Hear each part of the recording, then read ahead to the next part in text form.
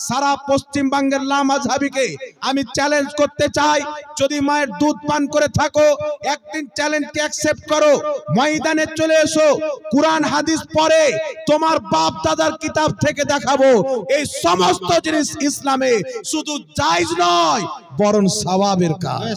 সুবহানাল্লাহ সুবহানাল্লাহ, নেকির কাজ তোমার বাপ দাদার কিতাব থেকে প্রমাণ।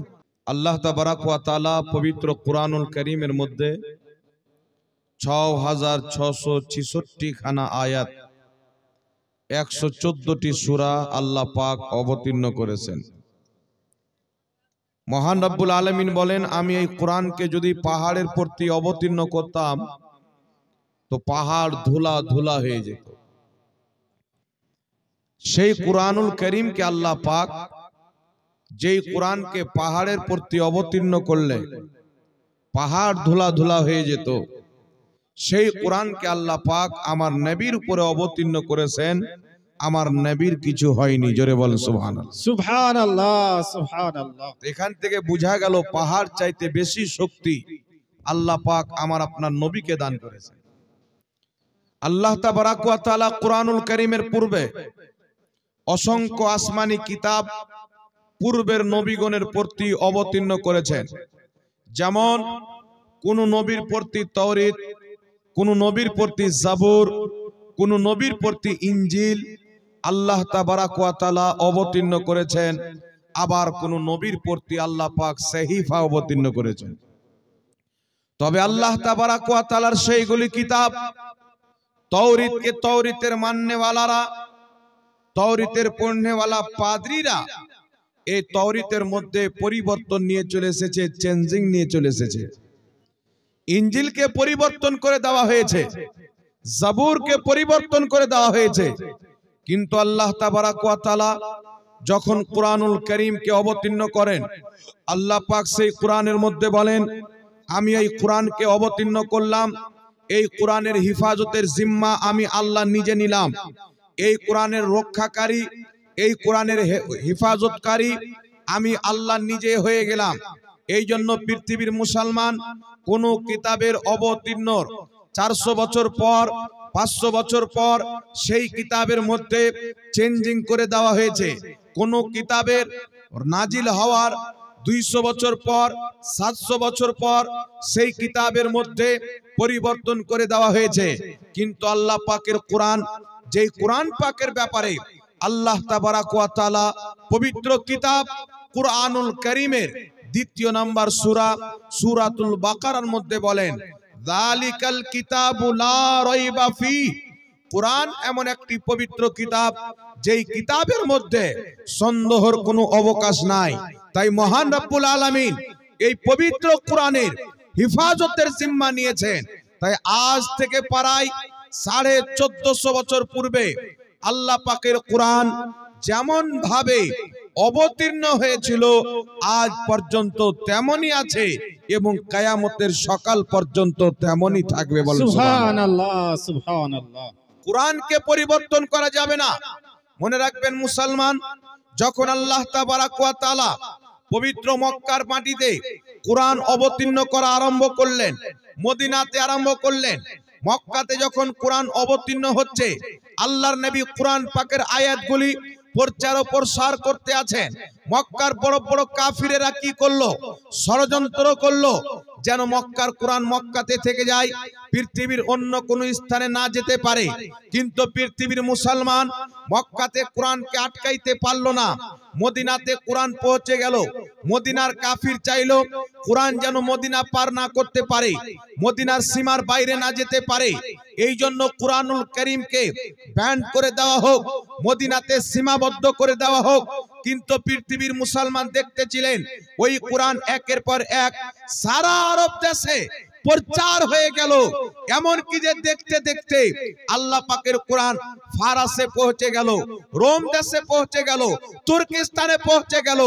এমন কি যে দেখতে দেখতে সারা পৃথিবীতে আল্লাহ পাকের কোরআন পৌঁছে গেল। পৌঁছানোর কারণ কি হচ্ছে? এই পৃথিবীর মানুষ আজকে যদি খবর প্রচার করতে হয়, পেপারের মাধ্যমে প্রচার করতে হয়, ইউটিউবের মাধ্যমে প্রচার করতে হয়, সোশ্যাল মিডিয়ার মাধ্যমে প্রচার করতে হয়। কিন্তু আল্লাহ আল্লাহ পাকের কোরআন ফেসবুকের মাধ্যমে নয়, আল্লাহ পাকের কোরআন ইউটিউবের মাধ্যমে নয়, আল্লাহ পাকের কোরআন পেপারের মাধ্যমে নয়, মহান রব্বুল আলামিনের পবিত্র কোরআন সারা পৃথিবীতে প্রচার ও প্রসার হয়েছে হাফিজে কোরআনের মাধ্যমে।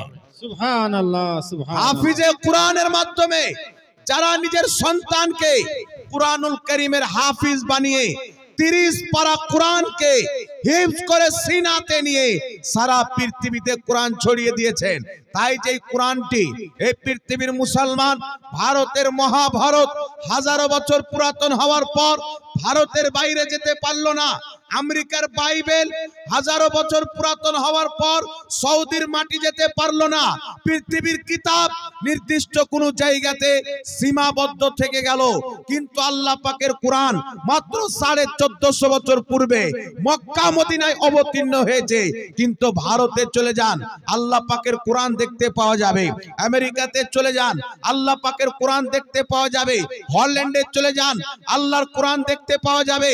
সারা পৃথিবীতে যেখানে মুসলমান পাওয়া যাবে সেখানে আল্লাহ পাকের কোরআন পাওয়া যাবে। সুবহানাল্লাহ সুবহানাল্লাহ। এই কোরআনকে মিটানোর জন্য অনেক চেষ্টা করা হয়েছে। পৃথিবীর মুসলমান এমন একটি জামানা ছিল, একজন বাদশাহ তার রাজত্বের মধ্যে ফয়সালা করলো প্রত্যেক বাড়ি থেকে কোরআনকে বের করে আগুন দিয়ে জ্বালিয়ে দাও, মাটিতে দাফন করে দাও, পানিতে ডুবিয়ে দাও, যেন এই জমিনের মাটিতে আমার রাজত্বের মধ্যে কোরআন যেন না থাকে। এই শরণ না, আমার রাজত্বের মধ্যে যেন কোরআন টিকে না থাকে। এই পৃথিবীর মুসলমান ওই বাদশা নিজের সৈনিককে রেডি করলো, প্রত্যেক বাড়িতে গিয়ে মসজিদ মাদ্রাসাতে গিয়ে আল্লাহ পাকের কোরআনকে বের করে তাতে তেল ঢেলে দিয়ে আগুন দিয়ে জ্বালিয়ে দেওয়া হলো। বাদশা বলছে ভালো করে চেক করো, আর কোন বাড়িতে কোরআন তো থেকে যায়নি। বলছে না, আর কোন বাড়িতে নাই। আপনার রাজত্বের মধ্যে প্রত্যেক বাড়ি থেকে, মসজিদ মাদ্রাসা থেকে, দোকান ও লাইব্রেরি থেকে কোরআনকে বের করে জ্বালিয়ে দেওয়া হয়েছে। ওই বাদশা বলল দেখো, আমি আমার রাজত্বের মধ্যে কোরআনকে মিটিয়ে দিলাম। এই কথা বলে বাদশা যেমন রাস্তাতে বেরিয়েছে, ওই বাদশার কানে সূরাতুল ফাতিহার তেলাওয়াতের আওয়াজ চলে আসছেন, যেন একজন ছোট বাচ্চা একটা ঝোপড়পট্টি বাড়িতে সূরাতুল ফাতিহার তেলাওয়াত করে, সূরা বাকারার তেলাওয়াত করে, সূরা রহমানের তেলাওয়াত করে, সূরা জিনের তেলাওয়াত করে, আয়াতুল কুরসি তেলাওয়াত করে। বাদশা দাঁড়িয়ে গেল, কান খাড়ো করে শুনতে আরম্ভ করলো। এ তো ওই কোরআনের আওয়াজ যেই কোরআনকে আমি আগুন দিয়ে জ্বালিয়ে দিয়েছি, এ তো ওই কোরআন পাকের শব্দ যেই কোরআনকে মাটিতে দাফন করে দিয়েছি। বাদশা একটু কদম চলে গেল, যাওয়ার পরে দেখতেছে একটা ছোট বাচ্চা কুরআনুল কারীমের এক পারা নয়, পুরো কোরআনকে নিজের সিনাতে ধারণ করে নিয়েছে। সুবহানাল্লাহ সুবহানাল্লাহ। তখন বাদশা এলান করেছিল, পৃথিবীর মানুষ কোরআনকে কাগজে যে কোরআন রয়েছে তাকে আগুন লাগিয়ে জ্বালিয়ে দিতে পারো, কিন্তু হাফিজে কোরআনদের সিনা থেকে কোরআনকে কি করে মিটাবে? যারা নিজের কলিজার মধ্যে কোরআনকে গেঁথে নিয়েছে, নিজের ব্রেনের মধ্যে আল্লাহর কোরআনকে ভরে নিয়েছে, এই পৃথিবীর মুসলমান যেই কোরআনকে এত চেষ্টা করার পর পৃথিবীর কেউ মিটাতে পারেনি, আমার আপনার দায়িত্ব হচ্ছে সেই কোরআনকে নিজের জীবনে বাস্তবায়ন করতে হবে, কোরআন পাককে নিজের জীবনে ধারণ করতে হবে, এই কোরআন মোতাবিক চলাফেরা করতে হবে, কোরআন মোতাবিক উঠা বসা করতে হবে, কোরআন মোতাবিক আপনার জীবন যাপন করতে হবে। যদি আমরা আল্লাহ পাকের কোরআনকে নিজের জীবনের মধ্যে বাস্তবায়ন করতে পারি, আল্লাহর কসম খেয়ে বলি এই দুনিয়ার মাটিতে কোনো মুসলমান পরেশান থাকবে না। আল্লাহ পাক প্রত্যেক পরেশানি থেকে মুসলমানকে নাজাত দান করবে।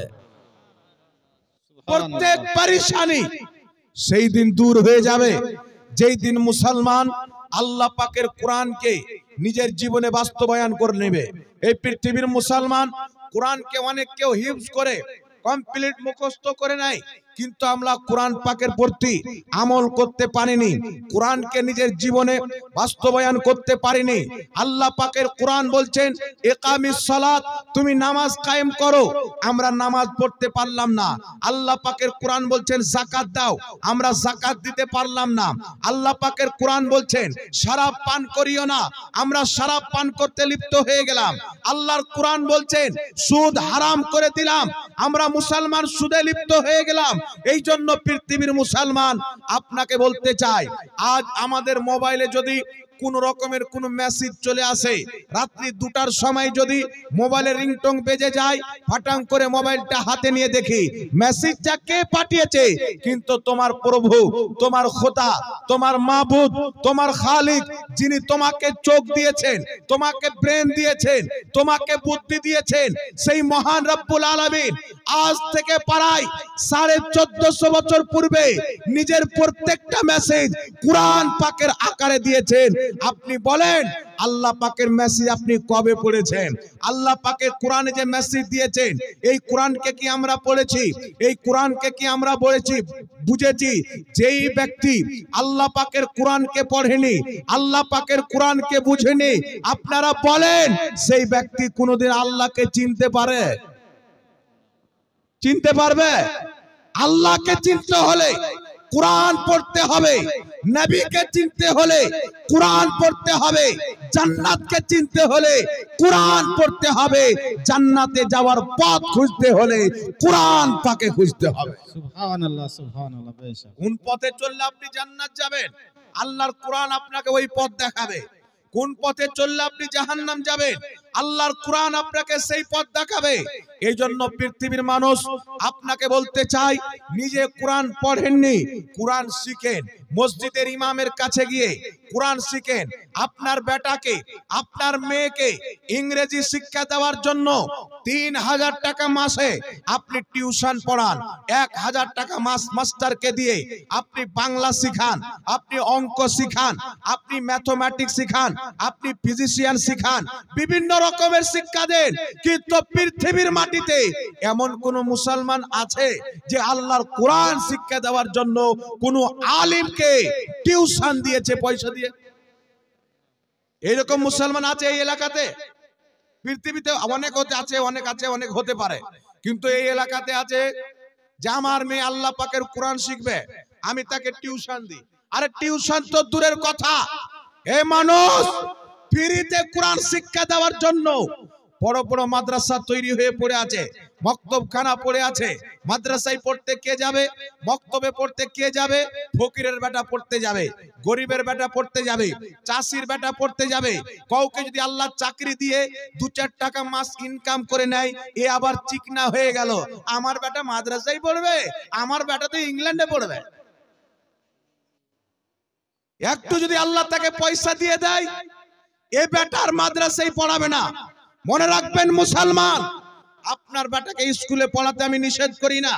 যদি মুসলমানের বাচ্চা স্কুলে পড়ে মাস্টার না হয়, মুসলমানদেরকে হিন্দিকে শিখাবে, বাংলাকে শিখাবে, ইংরেজিকে শিখাবে, গণিতকে শিখাবে, বিজ্ঞানকে শিখাবে। আপনার ছেলেকে ডক্টর বানান, ইঞ্জিনিয়ার বানান, মাস্টার বানান, আপনার যা ইচ্ছা তা বানান, ইসলামে জায়েজ আছে। তবে আপনাকে বলতে চাই, সর্বপ্রথম আল্লাহর কোরআন পড়িয়ে, নবীর হাদিস পড়িয়ে আপনার সন্তানকে আগে আল্লাহর সচ্চা বান্দা বানান, নবী মুস্তাফার সচ্চা গোলাম বানান। বেশক বেশক, সুবহানাল্লাহ। যদি আপনার ছেলে আল্লাহর সচ্চা বান্দা হয়ে যায়, নবী পাকের সচ্চা গোলাম হয়ে যায়, যদি আপনার ছেলে ইংল্যান্ডের মাটিতে চাকরি করে, হাজারো ইহুদি খ্রিস্টানের মাঝে বসবাস করে, তার ঈমান কেউ লুটতে পারবে না। যদি আপনার সন্তানের কাজ কোরআন পাকের জ্ঞান না থাকে, হাদিস শরীফের জ্ঞান না থাকে, আপনার এই সন্তান ইহুদির পাশে যখন বসবে, ইহুদির ধর্ম গ্রহণ করে নিবে, খ্রিস্টানের পাশে বসলে খ্রিস্টানের ধর্ম গ্রহণ করে নিবে। এই রকম অসংখ্য উপমা উদাহরণ আমাদের সামনে রয়েছে। বড় বড় ডক্টর আমেরিকাতে চাকরি পেয়েছে, বিজ্ঞান নাসাতে চাকরি পেয়েছে, আপনার ইংল্যান্ডের হল্যান্ডে চাকরি পেয়েছে, এই রকম লন্ডনে চাকরি পেয়েছে। সেখানে গিয়ে ইহুদি মেয়েকে বিয়ে করে মুসলমান মুসলমান ছিল ইহুদি হয়ে গেছে, খ্রিস্টান মেয়েকে বিয়ে করে মুসলমান ছিল খ্রিস্টান হয়ে গেছে।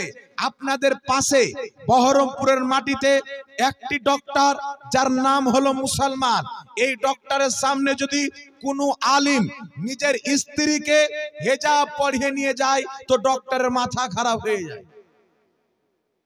এত কাপড় দিয়ে তাকে বন্ধ কেন করে রাখবো? মুসলমান পিছাচ্ছে কেন?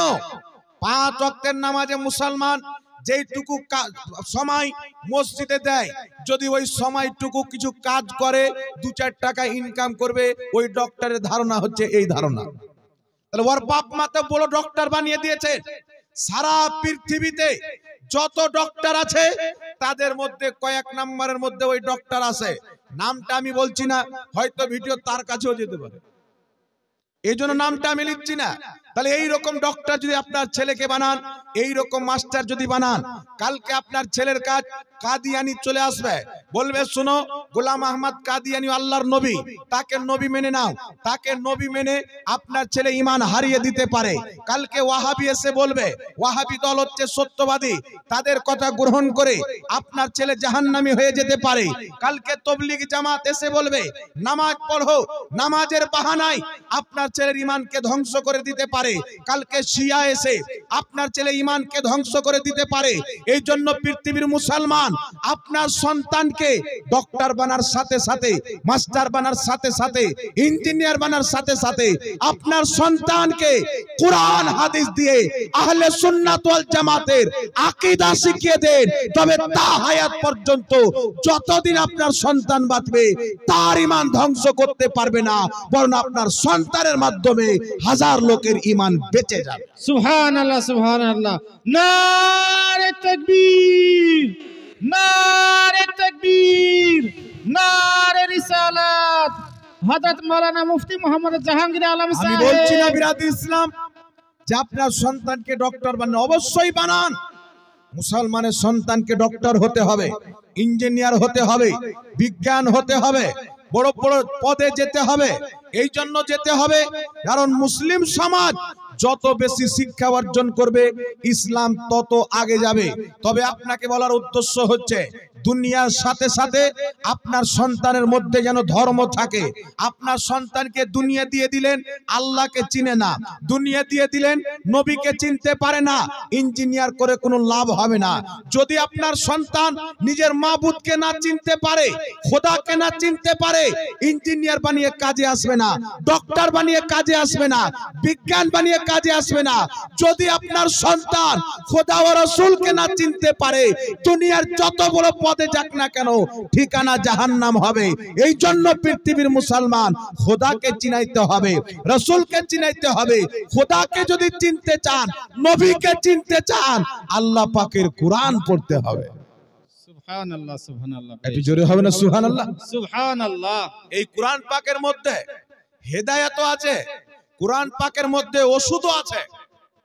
জি, বুখারী শরীফের মধ্যে হাদিস, সাহাবায়ে কেরাম একটি জায়গাতে ছিলেন, একজন বকরির মালিক, তার দল বকরি ছিল, একদম বহুত বকরি। সেই মালিককে সাপ দংশন করলো। তো সাপ যখন দংশন করলো, সাহাবায়ে কেরামকে বলছে তোমরা যদি কোনো দোয়া দুরূদ জানো সেটা করে আমাকে ঠিক করে দাও। সাহাবা বলছেন তোমাকে ঠিক করব, তবে আগে তোমাকে ছাগল দিতে হবে। তুমি যদি ছাগল দাও তো বলো তোমাকে ঠিক করব। বললো আমাকে যদি ঠিক করো অবশ্যই ছাগল দিব। সাহাবায়ে কেরাম কি করলে জানেন? মেডিসিন দিয়ে নয়, ইনজেকশন দিয়ে নয়, স্যালাইন চাপিয়ে নয়, দাওয়াই খাইয়ে, ওষুধ খাইয়ে নয়, ভিটামিন খাইয়ে নয়, বিষাক্ত সাপের বিষকে সাহাবা পানি কিভাবে করলেন? সূরা ফাতিহা পাঠ করে সেই সাপে দংশন করনেওয়ালা ব্যক্তির উপরে দম করে দিল। সূরা ফাতিহার বরকতে আল্লাহ পাক তার বিষকে সঙ্গে সঙ্গে পানি করে দিল। সুবহানাল্লাহ, সুবহানাল্লাহ। তো কোরআন শুধু নামাজের শিক্ষা দেয় না, কোরআন শুধু রোজার শিক্ষা দেয় না, কোরআন শুধু হজের শিক্ষা দেয় না, এই আল্লাহ পাকের কোরআন ওষুধের পর্যন্ত শিক্ষা দেয়, বিজ্ঞানের পর্যন্ত শিক্ষা দেয়। এই পৃথিবীর মানুষ আজ বিজ্ঞানকে জিজ্ঞাসা করে আসমান জমিন এইরকম কেন, কিভাবে সৃষ্টি হলো? বিজ্ঞান আমাদেরকে বলছে জমিন আসমান একই ছিল, একটা ব্লাস্ট হলো, দুইটা আলাদা হয়ে আসমান এবং জমিন হয়ে গেল। এদের বলার পূর্বে 1450 বছর পূর্বে এই একই কথা আল্লাহ পাক কোরআন পাকে লিখে দিয়েছেন। বিজ্ঞানের থিওরি, এই নলেজ পেল কোথায় থেকে? আল্লাহ পাকের কোরআন থেকে। সুবহানাল্লাহ, সুবহানাল্লাহ, একটু জোরে হবে না সুবহানাল্লাহ? সুবহানাল্লাহ। এমন কোন পৃথিবীর জিনিস নাই যেটা কুরআনুল কারীমের মধ্যে নাই। হযরত আলী রাদিয়াল্লাহু তাআলা আনহু বলছেন, যেই কুরআন পাকের মধ্যে আল্লাহ পাক সমস্ত জিনিস রেখেছেন, পৃথিবীতে যত রোগ আছে তার ওষুধ আল্লাহ কুরআন পাকে রেখেছেন। তবে হয়তো অতদূর পর্যন্ত খোঁজ করা আমাদের সম্ভব হবে না। এই জন্য পৃথিবীর মানুষ আপনাকে বলতে চাই, আমি নিজের ঘটনা আপনাকে বলছি। আমার বাপেরা হচ্ছে 6 ভাই, আমার আব্বারা হচ্ছে 6 ভাই। আমার বড় আব্বা জুমার দিন সেজদারত অবস্থায় মসজিদের মধ্যে মারা গেছেন, সেজদার অবস্থায়। তো আমি চিন্তা করলাম নিশ্চয়ই আমার বড় আব্বার কোনো এমন আমল আছে যেই আমলটাকে আল্লাহ পাক কবুল করেছেন, তাই জুমার দিনে সেজদার অবস্থায় মারা গেছেন। আর রাসূলে কায়নাত বলেন, যেই ব্যক্তি যেই অবস্থায় মারা যাবে আল্লাহ পাক কিয়ামতের ময়দানে সেই অবস্থায় উঠাবে। সুবহানাল্লাহ, সুবহানাল্লাহ, জোরে হবে না সুবহানাল্লাহ? সুবহানাল্লাহ। আপনি যদি দারু পান করে মারা যান, কিয়ামতে দারুখোর হয়ে উঠবেন। জিনা করে মারা যান, জিনাখোর হয়ে উঠবেন। পাপের কাজ করে মারা যান, পাপী হয়ে উঠবেন। যেই কর্ম করে যেইভাবে আপনি মরবেন, কিয়ামতে আপনাকে সেইভাবে উঠানো হবে। তো আমি চিন্তা করলাম, এত সুন্দর মত আল্লাহ পাক বড় আব্বাকে দান করেছেন, এর কারণটি কি? তো আমি তার মধ্যে একটা জিনিস দেখেছিলাম, 5 ওয়াক্তের নামাজি তো ছিল, কিন্তু 5 ওয়াক্তের নামাজি তো ছিল প্রত্যেক দিন সকালে না হলেও 2 লাইন কোরআন পাক তেলাওয়াত করত। সুবহানাল্লাহ, সুবহানাল্লাহ। প্রত্যেক দিন সকালে না হলেও 2 লাইন কোরআন পাক তেলাওয়াত করতেন। এটা কোরআন তেলাওয়াতের বরকত। যদি আপনি আপনার বাড়িতে আল্লাহ পাকের কোরআনকে তেলাওয়াত করেন, আল্লাহর কসম খেয়ে বলে যত কোরআন তেলাওয়াত করবেন আল্লাহ আপনার মওতকে তত সহজ করে দিবেন। সুবহানাল্লাহ, জোরে হবে না সুবহানাল্লাহ? সুবহানাল্লাহ। কতদিন হয়ে গেছে আমার মা একটা কোরআন কিনে নিয়ে এসেছে, বছরে একটি বার। কোন বাড়িতে আবার শাবে বারাতের দিন পড়া হয়, কোন বাড়িতে আবার মেরাজের রাত্রিতে পড়া হয়। এই জন্য ওয়াহাবিরা বলে এরা শাবে বারাত পালন করে, মেরাজুন নবীর রাত্রি আপনার মেরাজের রাত পালন করে। তো আমাদের যা কমপক্ষে শাবে বারাত উপলক্ষে তো একদিন কোরআন পাক খুলে। ওয়াহাবিদের এমন বাড়ি আছে যে জিন্দেগিতে খুলে না। আমাদের যদি শাবে বারাত না খুলে, কমসে কম মানুষ মরে যাওয়ার পর ইসালে সওয়াব কে কেন্দ্র করে পড়ে, তো চেহারা তো দেখে কোরআন পাকের। কিন্তু ওয়াহাবির মধ্যে যে কোরআন পড়ে না, এ মরে কবরে জাহিল হয়ে চলে যায়, কিন্তু কোরআন খুলে দেখে। তবে একটা কথা মনে রাখবেন, আল্লাহ পাকের কোরআন তাকের উপরে রাখার জন্য নয়, আল্লাহ পাকের কোরআন বন্ধ করার জন্য নয়। এই পৃথিবীর মানুষ আল্লাহ পাকের কোরআনে যা জ্ঞান আছে বান্দার কোন লেখা কিতাবে থাকতে পারে? জোরে বলেন। আল্লাহর কোরআনে যা জ্ঞান আছে বান্দার লেখা কোন কিতাবে জ্ঞান থাকতে পারে? আল্লাহ পাকের কোরআন হচ্ছে 7 সমুদ্র পানির চাইতে বেশি জ্ঞান আল্লাহর কোরআনের মধ্যে আছে। আর সারা পৃথিবীর দুনিয়ার মানুষের লেখা কিতাব, বিজ্ঞান হোক, ইংলিশ হোক, হিন্দি হোক, বাংলা হোক, জিওগ্রাফি হোক, ম্যাথমেটিক্স হোক, এই সমস্ত কিতাবের জ্ঞানকে যদি কোরআন পাকের সামনে তুলনা করা যায়, কোরআনের জ্ঞান হবে 7 সমুদ্রের চাইতে বেশি, আর সারা পৃথিবীর জ্ঞান হবে 1 ফোঁটা পানি। বেশক, বেশক। এতটুকু হবে না? এত জ্ঞান আল্লাহর কোরআন পাকে আছে। এই জন্য আপনাকে বলতে চাই, পৃথিবীর মানুষ, কোরআন এবং হাদিস আপনার ছেলেকে পড়াতে হবে। আর কোরআন এবং হাদিসকে বোঝার জন্য ফিকহের কিতাব পড়াতে হবে। একটা লোক এসে বলছে, হুজুর কোরআন আছে হাদিস আছে, তো আবু হানিফাকে মানার কি দরকার? তো তোর বাপ আছে, তোর মা আছে, তোর দাদাকে মানার কি দরকার? নাকি বলেন? কোরআন আছে হাদিস আছে, তো আবু হানিফাকে মানার কি দরকার?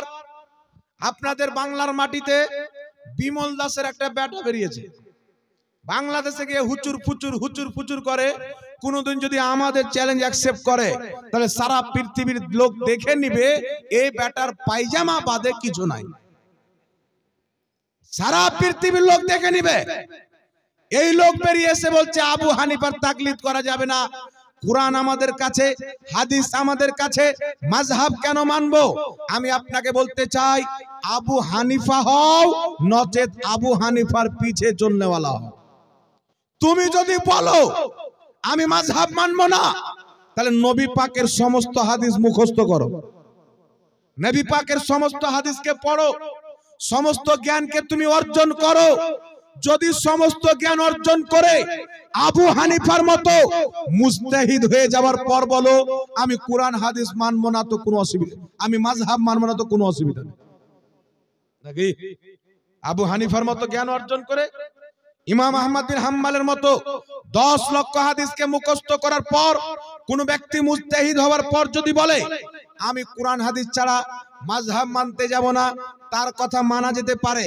এ ব্যাটার পেটে যদি ট্রাক্টর চাপান 3টা হাদিস বের হবে না, কুল্লু খামরুন হারামুন বলবে। এটা হাদিসও পড়ার ঢং নাই। সূরা ফাতিহা যদি পড়তে বলেন 1.5 মিনিটের খুতবার মধ্যে 2.5 মিনিট ভুল। 1.5 মিনিটের খুতবা পাঠ করে তো 2.5 মিনিট ভুল। আরে হারামজাদা এসে বলছে আবু হানিফার মাযহাব মানা যাবে না। তো তুই যার কিতাব পড়েছিস ইমাম বদরুদ্দিন আইনি, তিনি আবু হানিফার মুকাল্লিদ ছিলেন। ইমাম মোল্লা আলী কারি আবু হানিফার মুকাল্লিদ ছিলেন।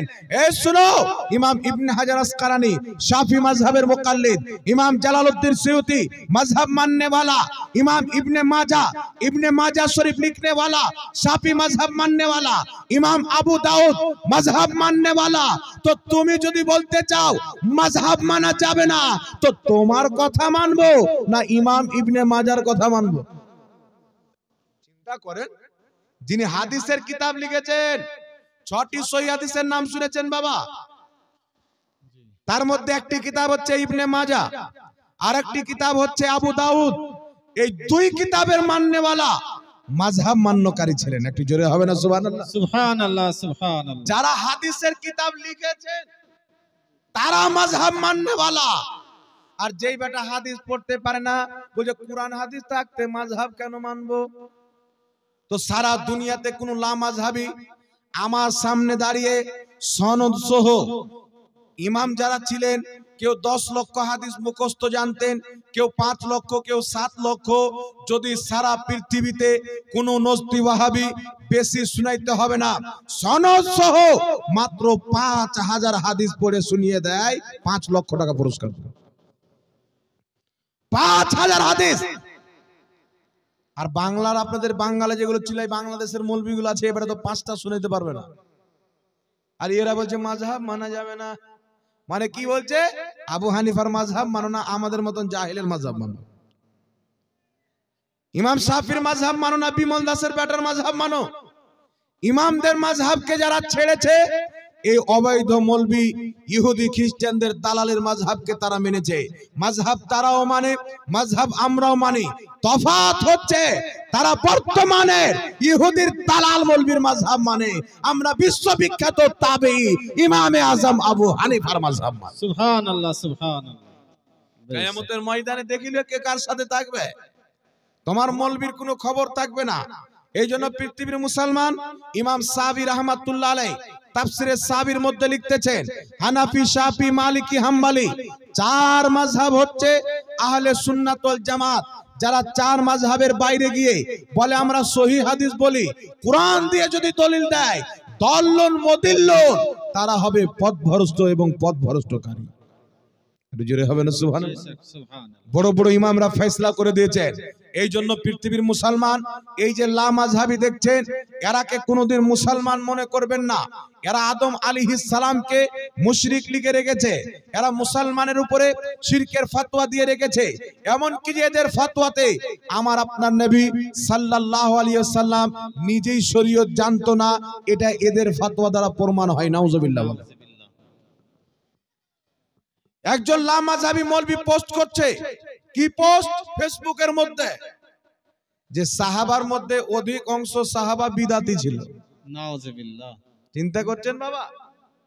আর বাংলাদেশের কাজ্জা বলে একটা মৌলবী বেরিয়েছে, কেউ যদি বলে যে আমি বিনা হিসাব কিতাবে ডাইরেক্ট গাড়ি ঘোড়া কিছু লাগবে না, একবারে ডাইরেক্ট জাহান্নামে যাব। তো বাংলাদেশের কাযযাবের বক্তব্য শুনে আমল করলি ডাইরেক্ট জাহান্নামে চলে যাবে। ওকে না নামাজ লাগবে না, রোজা লাগবে, কিছুই লাগবে না, ডাইরেক্ট জাহান্নামে চলে যাবে। কারণ এই লোকটার ফতোয়া আর কুকুরের ঘাউ ঘাউ দুটোর মধ্যে কোনো তফাৎ নেই। কুত্তা যদি ঘাউ ঘাউ করে তো আপনাকে খারাপ লাগতে পারে, কানে তালি লাগতে পারে, ঈমান ধ্বংস হবে না, কিন্তু ইয়ার ঘাউ ঘাউ শুনে যদি বিশ্বাস করে নেন আপনার ঈমান ধ্বংস হয়ে যাবে। মানে কুকুরের ঘাউ ঘাউ তো ঈমানটা বাজবে, ই ব্যাটার বক্তব্য শুনলে আপনার ঈমান বাজবে না, কুকুর চাইতে খারাপ। গুস্তাখে রাসূল যারা হয়, নবীর যারা বেয়াদব হয়, আল্লাহর নিকটে কুকুরের ইজ্জত থাকে। তার লম্বা যত দাড়ি থাকুক, যতই বড় পাগড়ি থাকুক, যতই বড় মাদ্রাসা থাকুক, যদি রাসূলুল্লাহর চুল পরিমাণে বেয়াদবি করে, খিনজির চাইতেও খারাপ, কুকুর চাইতেও খারাপ। উঠান কুরআনুল কারীম, এই কুরআন পাকের মধ্যে আসহাবে কাহাফের জিকির আল্লাহ পাক করেছেন। সূরা কাহাফের মধ্যে আসহাবে কাহাফের বর্ণনা আল্লাহ পাক করেছেন। ইনাদের সাথে একটি কুকুর থাকতো, যেই কুকুরের নাম হলো কিতমির। আল্লাহ তাবারাক ওয়া তাআলা ওই কুকুরকে আল্লাহর ওলিদেরকে মুহাব্বত করার কারণে জান্নাত দান করেন। সুবহানাল্লাহ, বেশক সুবহানাল্লাহ। কুকুর ওলিকে মুহাব্বত করেছেন বলে আল্লাহ কুকুরকে জান্নাত দান করবে। এ কোন কুকুর? বলছে নবীর মুখ দিয়ে দুর্গন্ধ বের হতো। বলেন এ কুকুর চাইতে খারাপ আছে কি নাই বাবা? আমার বাপকে বলতো ছেড়ে দিতাম, মাকে গালি দিত ছেড়ে দিতাম। আমার বাবা তুলে গালি দাও কোনো প্রতিবাদ হবে না, মা তুলে গালি দাও প্রতিবাদ হবে না।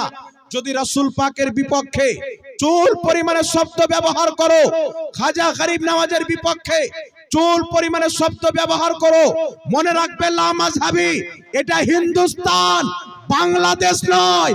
কাঁচা কমচি দিয়ে পিটিয়ে পাছার ছাল তুলে নেওয়া হবে, এমন পিটান পিটানো হবে ভারতবর্ষের মাটিতে থাকা বন্ধ হয়ে যাবে। ফেফড়া বাবু তোমার বাপের দেশ বাংলাদেশে গিয়ে থাপড়াও, হিন্দুস্তান হচ্ছে খাজা মঈনুদ্দিন চিশতির দেশ। বেশক বেশক সুবহানাল্লাহ, সুবহানাল্লাহ। এখানে খাজা মঈনুদ্দিন চিশতিকে গালি দিলে, তিনাদের অপব্যাখ্যা তাওহীন করলে জুতা মেরে সুজা করে দেওয়া হবে। আর মনে রাখবে মুসলমান, যেই লামাযহাবি ফড়ফড়ায় ফরজ নামাজের পর দোয়া করা বিদআত, শবে বরাতে রোজা রাখা বিদআত, মেরাজে রোজা রাখা বিদআত, 20 রাকাত তারাবি পড়া বিদআত, মৃত্যু ব্যক্তির নামে কোরআন তেলাওয়াত করা বিদআত, কলমা খানি করা বিদআত। সারা পশ্চিমবঙ্গের লামাযহাবিকে আমি চ্যালেঞ্জ করতে চাই, যদি মায়ের দুধ পান করে থাকো একদিন চ্যালেঞ্জকে অ্যাকসেপ্ট করো, ময়দানে চলে এসো, কোরআন হাদিস পড়ে তোমার বাপ দাদার কিতাব থেকে দেখাবো এই সমস্ত জিনিস ইসলামে শুধু জায়েজ নয় বরং সওয়াবের কাজ, বেশক সুবহানাল্লাহ, সুবহানাল্লাহ। নেকির কাজ। তোমার বাপ দাদার কিতাব থেকে প্রমাণ। একটা ভিডিও আমাকে কালকে কে পাঠিয়েছিল, পরশুদিন, একটা আপনাদের মুর্শিদাবাদে ভাগবানগোলা বলে একটা থানা আছে পাশে, ভাগবানগোলা থেকে একটা ছেলে আমাকে একটা ভিডিও পাঠিয়ে, হুজুর দেখেন একটা পাগলা মৌলবি, ওর চেহারা দেখেন তো মনে করবেন ইবলিস কালকে এসেছিল দিয়ে পাঠিয়ে গেছে। কালকে শয়তান এসে মুখে চেহারাতে পেশাব করে গেছে। এদের চেহারা দেখবেন এমন ভাবে ঘুমটা পড়বে মুসলমান, যদি দাড়িটি না থাকতো তাহলে আমাদের যুবকরা মনে করতো কি খতরনাক মেয়ে রে বাবা। লম্বা লম্বা হাজারিবাগের মতন দাড়ি আছে বলে এরা বুঝতে পারে না এ মৌলবি আছে। মাথায় ইহুদিদের সুন্নাত ঘুমটা দিচ্ছে। মনে রাখবেন, মাথাতে এইভাবে ঘুমটার অভ্যাস করে নেওয়া, কেউ একবার এইভাবে দিয়ে দিল কান ঢাকার জন্য বা এমনি কিছুক্ষণের জন্য, এক একদিন আলাদা ব্যাপার। এই লামাযহাবির মতন অভ্যাস করে নেওয়া, এটা হচ্ছে ইহুদিদের চরিত্র। এটা আমার বাপের ফতোয়া নয়, সহিহ বুখারীর মধ্যে হাদিস। হযরতে আনাস ইবনে মালিক মিম্বারে দাঁড়ালেন, দেখছেন সাহাবায়ে কেরাম জুমার নামাজ পড়তে এসেছেন, আর কিছু সাহাবা মাথায় টুপি আছেন, টুপির উপরে চাদর দিয়ে এসেছেন, ঘুমটা দিয়ে এসেছেন। হযরতে আনাস বলছেন, তোমাদেরকে দেখে বদরের যুদ্ধের ইহুদিদের মতো লাগছে। বদরের ময়দানে যতগুলো ইহুদি এসেছিল তাদের সবার মাথায় ঘুমটা ছিল। কোন কিতাবের হাদিস? সহিহ বুখারী। কোন মায়ের যদি বলে বুখারীতে হাদিস নাই, মুহমাঙ্গাই নাম তাকে দেওয়া। সাহাবা বলছে ইহুদিদের চরিত্র, মাথার উপরে ঘুমটা দেওয়া, এত বড় আনারসার মতন টিকলির মতো একটা টুপি পরবে ইহুদি, আর ওই টুপির উপরে ঘুমটা দিবে। আর মুসলমানদের জন্য কি সুন্নাত? মুসলমানদের লেবাস কি? সহি বুখারী খুলেন, ইবনে মাজা খুলেন, আবু দাউদ খুলেন, একাধিক হাদিস পাবেন। আল্লাহর নবীর সুন্নাত হচ্ছে টুপি পরিধান করা এবং মাথাতে পাগড়ি দেওয়া। সুবহানাল্লাহ। জোরে হবে না সুবহানাল্লাহ? সুবহানাল্লাহ। এই যে পাগড়ি, পাগড়ির তলে টুপি, এটা আমার নবীর সুন্নাত। আর ওয়াহাবি বলছে টুপি ইসলামিক পোশাক, পড়লেও হবে না পড়লেও হবে, সুন্নাত নয়। বুঝতে পারছেন? চারো মাযহাবের ইমাম, ইমাম আযম আবু হানিফা, ইমাম শাফি, ইমাম মালিক, ইমাম আহমদ বিন হাম্বল, যত ইমাম মুহাদ্দিস ছিলেন, ইমাম বদরুদ্দিন আইনি, ইমাম মুল্লা আলী কারি, ইমাম নববী, সকলের ফতোয়া হচ্ছে টুপি পরিধান করা নবীর সুন্নাত, পাগড়ি পরিধান করা নবীর সুন্নাত। আর এই বেটা বলছে ইসলামিক লেবাস, পড়লেও হবে না পড়লেও হবে, কিন্তু ঘুমটা ছাড়ে না, কারণ ঘুমটা তাদের আসল বাপ ইহুদিদের সুন্নাত। বুখারীর হাদিস প্রমাণ করে বদরের যুদ্ধের ময়দানে যেই কাফির 313 জন সাহাবাকে শহীদ করার জন্য মাথায় ঘুমটা দিয়ে এসেছিল, তারা কি আল্লাহর দোস্ত না দুশমন? জোরে বলেন। তারা ভালো মানুষ না জাহান্নামী? নিঃসন্দেহে জাহান্নামী। তাহলে যারা ইসলামের বদরের যুদ্ধে ইসলামের বিপক্ষে মাথায় ঘুমটা দিয়েছে, কোন লজ্জাতে লামাযহাবী মোল্লা মাথার উপরে ঘুমটা পড়ে? এদের লজ্জা শরম আছে? জোরে বলেন, এদের লজ্জা শরম আছে? কালকে যদি আপনাকে কেউ বলে যে আবু জেহেল তার এই লেবাসটা পরে অভ্যেস ছিল হাতে একটা বালা দেওয়া, বা আপনি এমন একটা লেবাস পরে আছেন ইসলামিক নয়, আপনার সামনে কেউ বুখারী থেকে হাদিস দেখালো যে আবু জেহেল, আবু লাহাব, উতবা, সাইবা এদের পোশাক ছিল এটা যেটা তুমি পরে আছো, আপনি কি করবেন? ফাটাং করে খুলে ফেলে দিবেন। এটা ঈমানে গায়রাত। কিন্তু ইহুদি খ্রিস্টানদের পোশাককে তারা সুন্নাত বানিয়ে নিয়েছে, অভ্যেস বানিয়ে নিয়েছে। আর একটা জাহিল মৌলবি বলছে যে লম্বা পাগড়ি পরে। ওই ঝাড়খণ্ডে একটা মুফতি জাহাঙ্গীর বেরিয়েছে, লম্বা পাগড়ি পড়ে। তো তোর বাপের টাকার পড়ি নাকি? আমি লম্বা পড়ি, ছোট পাগড়ি পড়ি, তোর বাপের কি হলো? তুমি তো ইহুদিদের মতো ইহুদিদের মতন দাড়ি ছাড়ছো, ইহুদির মতো ঘুমটা পড়ছো। আল্লাহর নবী বলছেন মুখ ছোট করো, দাড়িকে লম্বা করো, ইহুদিদের তুলনা করিও না। ইহুদিরা যখন দাড়ি ছেড়ে দেয় তো এদের দাড়ি যদি পায়ের তলাতে চলে আসে তো কাটে না। এরকম কিছু লামাযহাবী আছে, এত লম্বা দাড়ি ছেড়েছে যে পেশাব করার পর কুলুপ লাগার প্রয়োজন পড়বে না, ওই দাড়ি লাগিয়ে সাফ করে না। এইরকম দাড়ি ছাড়া ইসলামে জায়েজ নয়। উঠান বুখারী শরীফ, আব্দুল্লাহ ইবনে উমর এক মুষ্টির দাড়িকে ধরতেন, ধরার পরে যতটুকু বেশি হতেন কাঁচি লাগিয়ে দাড়িকে কেটে নিতেন। হযরতে আব্দুর রহমান এক মুষ্টির দাড়িকে কেটে নিতেন। এই জন্য মুসলমান অতিরিক্ত লম্বা, একটু লম্বা হয়ে গেছে অসুবিধা নাই, নাভির কাছে চলে আসলো, জট ধরে গেল। যেমন ছাগল দেখবেন কিছু ছাগল হয় পায়খানা করে করে তার পিছনকার চুলগুলি যেমন জট হয়ে যায়, কিছু লামাযহাবী হচ্ছে দাড়িতে জট ধরে নিয়ে। তো এইরকম দাড়ি ছাড়া ইসলামে জায়েজ আছে বাবা? জোরে বলেন। এই জন্য আমার নবী বলেছেন মুখ ছোট করো, দাড়িকে লম্বা করো, ইহুদিদের তুলনা করিও না। তাই এক মুষ্টি দাড়িকে এইভাবে ধরবেন। আবার কিছু চালাক লোক আছে, হুজুর তো এক মুষ্টির বেশি কাটতে বলেছেন, তো আবার নাক মুখ জি, কিছু লোক আছে ও দাড়ি এক মুষ্টি বলেছে তো ও বেটা গাল ধরবে। আর ঈদ বিড়ি কি করবে? ইমাম সাহেব বলছে চাচা কি ব্যাপার দাড়ি কেটে? তোবা তোবা, বয়স্ক মানুষ দাড়ি কেটে নিলে? বলছে হুজুর জালসাতে বলেছেন এক মুষ্টির বেশি কেটে নিও। বলছে ধরো তো এক মুষ্টি হচ্ছে কিনা। বলছে এই দেখেন, এই দেখেন এক মুষ্টি হচ্ছে কিনা। মানে আধখান্ডা মুখ ধরে নিচ্ছে আর এতটুকু দাড়ি ধরছে, কত বড় শয়তান। তো ইমাম সাহেব বলছে সুবহানাল্লাহ, দাড়ি এক মুষ্টি বলেছে তুমি তো গাল ধরছো। আর একটু মাথা যদি ধরে না তাহলে এত দূর পর্যন্ত কাটতে হবে, তো মুখও কেটে ফেলে দিতে হবে না, কি বলে? এরকম মার্কেটে কিছু লোক আছে বাবা, মৌলভী সাহেব বলছে এক মুষ্টির বেশি কাটিও, এ বাবার হাতুড়া পর্যন্ত ধরে ও হাফ আঙুল লাগছে, বলছে এক মুষ্টির বেশি কেটেছি। আর কিছু মুরব্বী বাবা আছে, একটা যুবককে বলছে এ বাবু দাড়িটা ছেড়ে দাও যুবক ভাই। বলছে হুজুর এখন বিয়ে শাদী হয়নি, কি করে দাড়ি ছাড়বো, বিয়ে শাদীটা হোক। ওই যুবককে একটা মৌলভী হাত টেনে নিয়ে যাচ্ছে, মৌলভী সাহেব হাত ধরে টেনে চলো নাপিতের দোকানে গিয়ে দেখছে একটা মুরব্বী বাবা, বয়স কমপক্ষে 50-এর উপরে হবে, 50 বছর বয়সের উপরে তিনার বয়স হবে 50-এর বেশি প্লাস। এই মুরব্বী বাবার গালগুলো ধসড়ে গেছে। এ বেটা দাড়ি কাটছে, তো নাপিত বলছে চাচা আর দাড়ি কাটি না কেন? বলে তোমার গাল অব্দি আমার খুর যায় না। তো বুড়া বলছে যে চিমটা লেগে গালকে টেনে কাটো, কিন্তু দাড়ি কাটো। তো যুবক তো বলছে বিয়ে শাদী হোক, বলেন তো বুড়াও কে বিয়ে শাদী করবে? 50 বছর লোক আছে না নাই আপনাদের গ্রামে? 60 বছরের লোক আছে, 70 বছরের লোক আছে। এমন লোক আছে যাদের 4টা-5টা ছেলে, লাতা লাতনি, বেটার বেটির বিয়ে দিবে, মেয়ের বেটার বিয়ে দিবে। এই রকম লোকের চেহারাতে দাড়ি নাই। এরকম লোক আছে কি নাই? কারণ আমাদের তো লজ্জা শরম নাই। নাম আব্দুর রহমান, মুসলমান, জান্নাতে যাব। মনে হচ্ছে জান্নাতটা আমার বাপ বানিয়ে রেখেছে।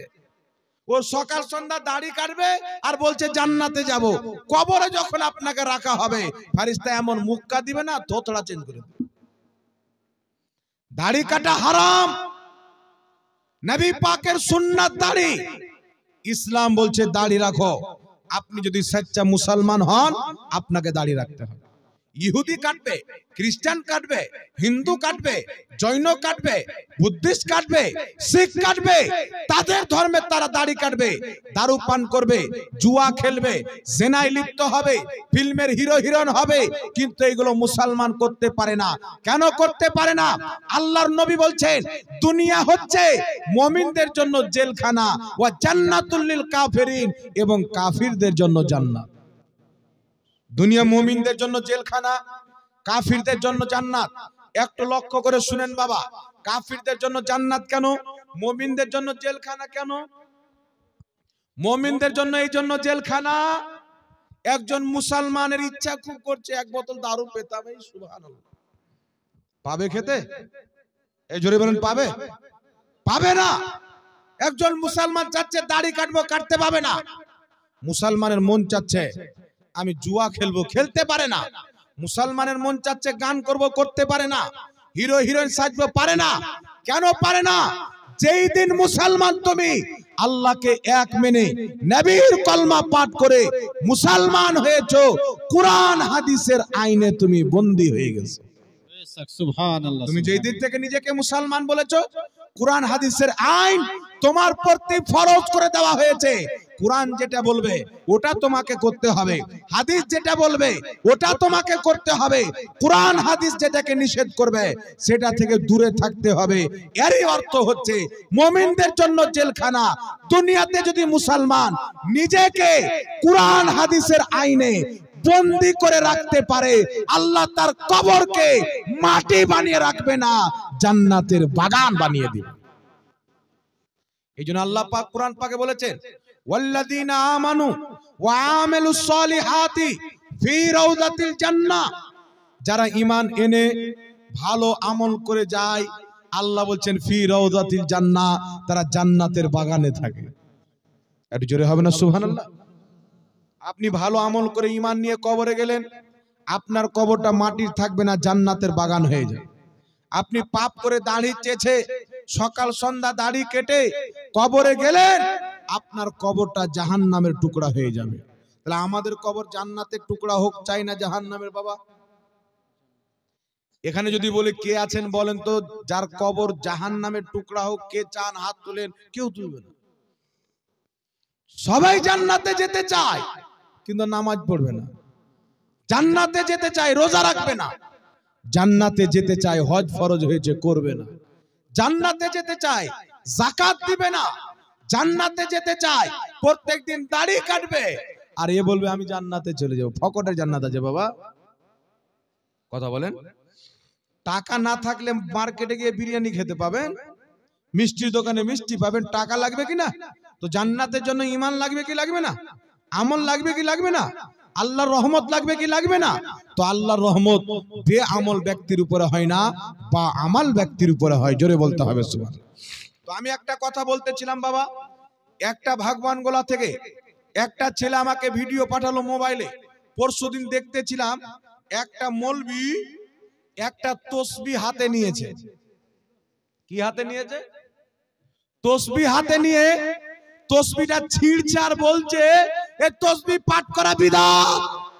ও মনে হয় চেয়ারই পায়খানা করে দিয়েছে, এত চিল্লে চিল্লে বলছে। আর তসবির দানাগুলি ছিঁড়ে ছিঁড়ে ফেলছে। ওই মৌলবি আবার কি বলছে, আমরা আহলে হাদিস।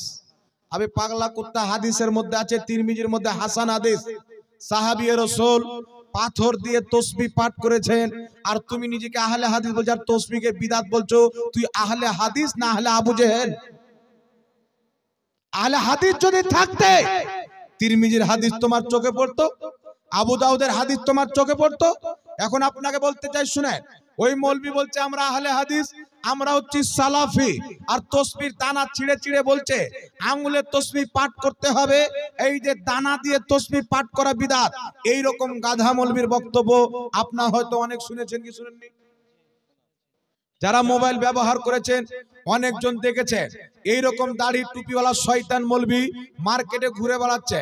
একজন মুর্শিদাবাদের লোক ফারাক্কা যাচ্ছে, তো ফারাক্কা যেতে যেতে বাসে ঘুমিয়ে গেছে, তো ঘুমিয়ে স্বপ্নে দেখছে একটা খুব সিংহাসন একদম চেয়ার রাখা আছে বড়, ওই চেয়ারে একটা লোক বসে আছে, এইভাবে পাও হিলাচ্ছে, ওর কোনো টেনশন নাই, গম নাই, দেখে বোঝা যাচ্ছে এই লোকটার কোনো চিন্তাই নাই।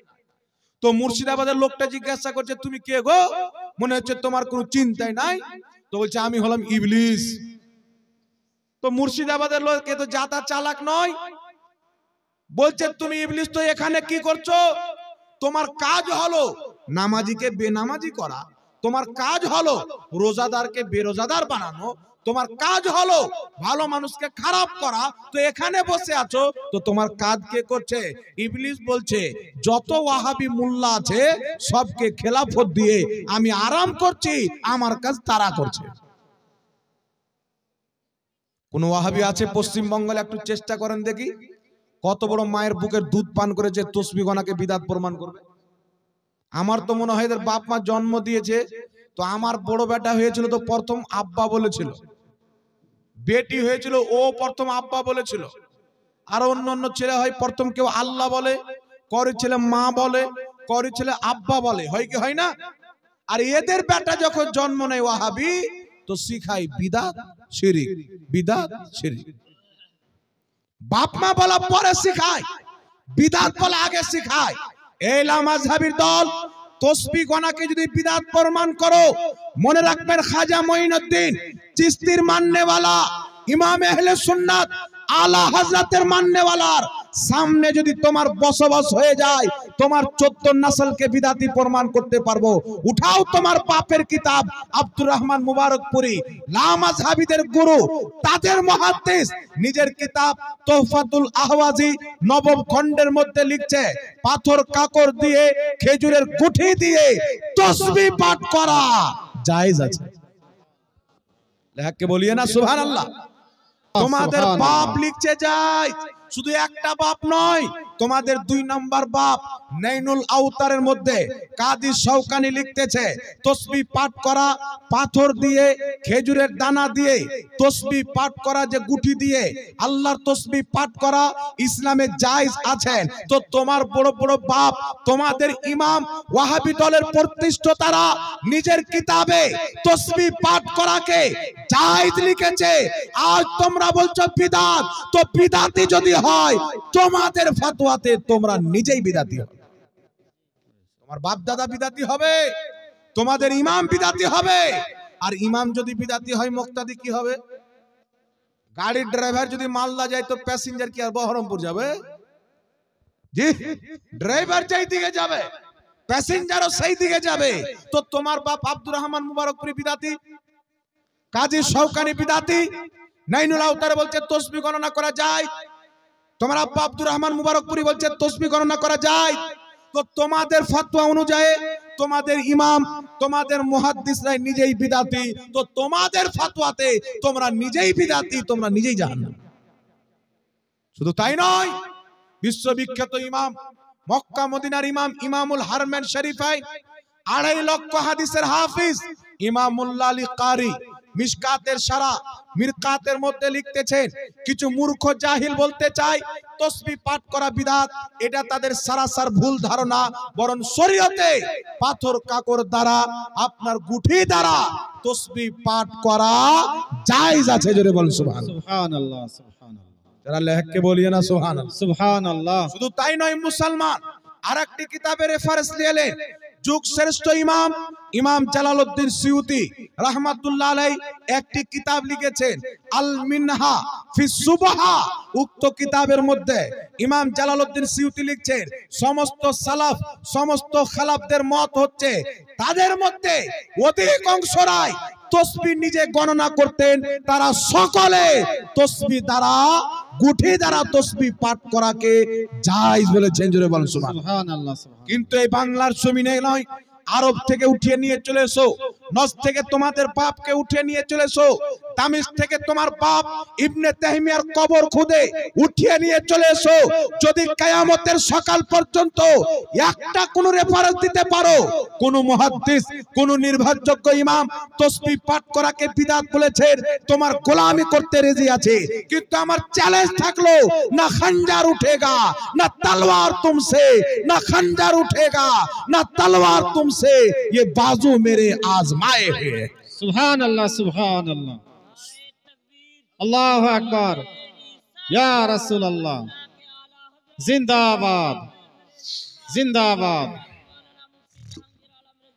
जिंदाबाद। এরা ধর্মকে পিঠ পিছনে ফেলে দিয়ে ইংরেজ খ্রিস্টানদের দালালি করতেছে। এই জন্য পৃথিবীর মুসলমান লা মাযহাবি কাদিয়ানির চাইতে খারাপ, লা মাযহাবি শিয়ার চাইতে খারাপ। দুনিয়াতে ইসলামিক নামে যত ৭২ জাহান্নামী ফিরকা হবে তাদের মধ্যে সবচাইতে জঘন্য ফিরকা হচ্ছে লা মাযহাবি। এদের ফতোয়া অনুযায়ী নবীও ইসলাম বুঝতেন না, সাহাবাও ইসলাম বুঝতেন না। এরা কলকাতা থেকে ভেড়া বেরিয়েছে, এমন ভাব নিয়ে বক্তব্য দিয়ে মনে হচ্ছে এর চাইতে বড় মুহাদ্দিস কেউ নাই। একে যদি বলেন যে একবার জাহাঙ্গীরের সাথে বসে যাও তো পায়জামি পেশাব করে দেবে। বুঝতে পারছেন? মানে বল না যে আপনি গলি মে কুত্তা ভি শের হোতা হ্যায়, তো নিজের স্টেজে যখন আসে তো কুকুরও শেরগিরি দেখায়। এই জন্য লা মাযহাবিদেরকে বলতে চাই, বেটা বলছে শাবে বারাতকে কেন্দ্র করে যদি কোনো ব্যক্তি একটা রোজা রাখে তো জাহান্নামী হওয়ার জন্য ওটাই যথেষ্ট। মানে ভাব দেখে মনে হয় জাহান্নাম আর একটা ওর বাপ বানিয়ে রেখেছে দুনিয়াতে, এমন আমার ফতোয়া দেয়।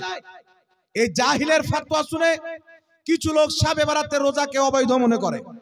তবে আমি আপনাকে বলতে চাই, কোন লা মাযহাবি শর্তনামা লেখো, তারা লিখে দিবে শাবে বারাতকে কেন্দ্র করে যদি রোজা রাখা হয় তাহলে সেই ব্যক্তি জাহান্নামী। আর আমরা প্রমাণ করব শাবে বারাতে রোজা রাখা সওয়াবের কাজ, নেকির কাজ।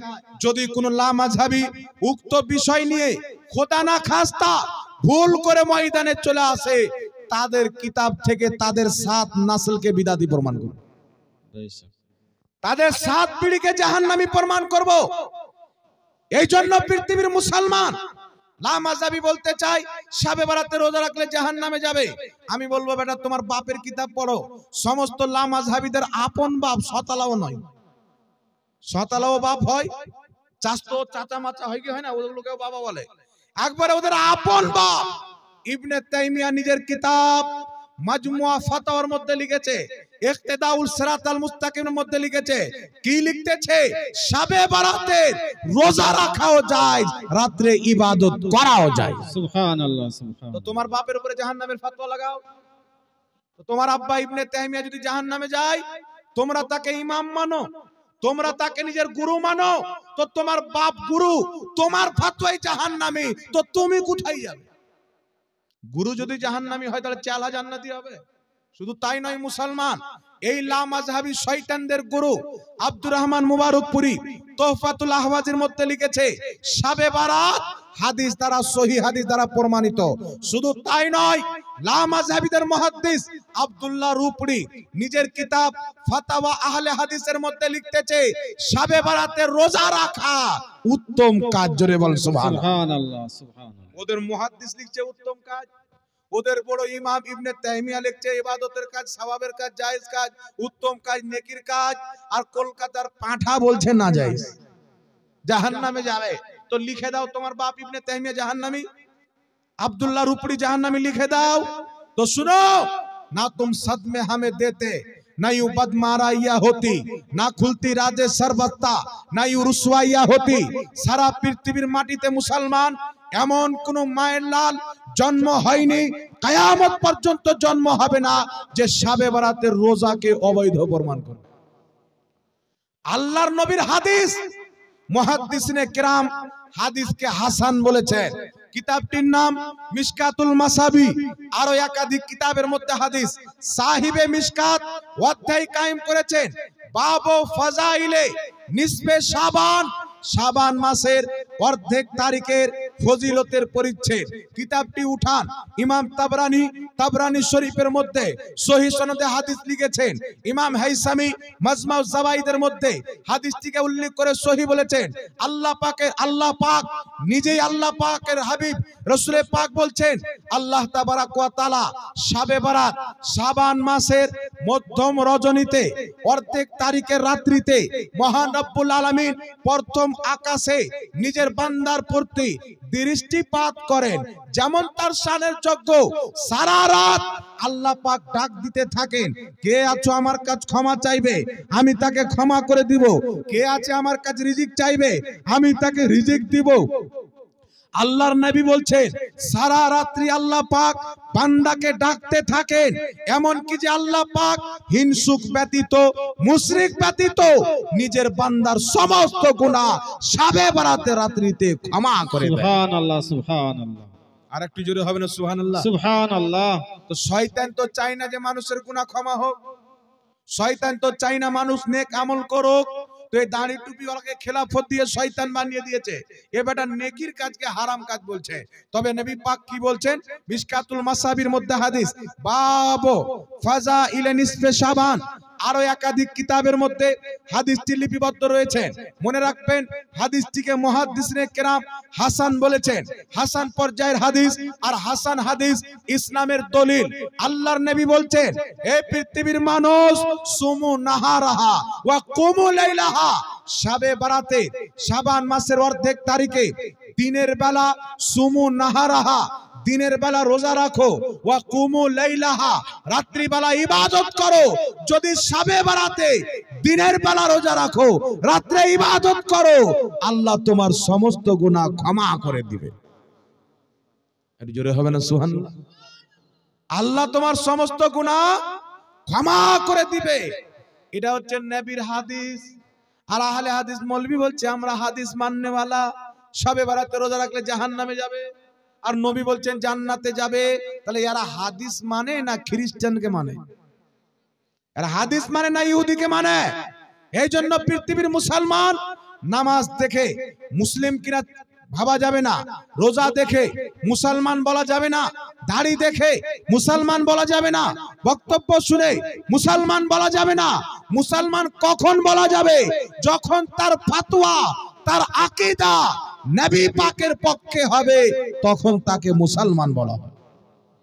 নচেত ইবলিসেরও তো লম্বা লম্বা ছিল, কতই না লম্বা সাজদা করেছে, আদমের সম্মান করে নাই।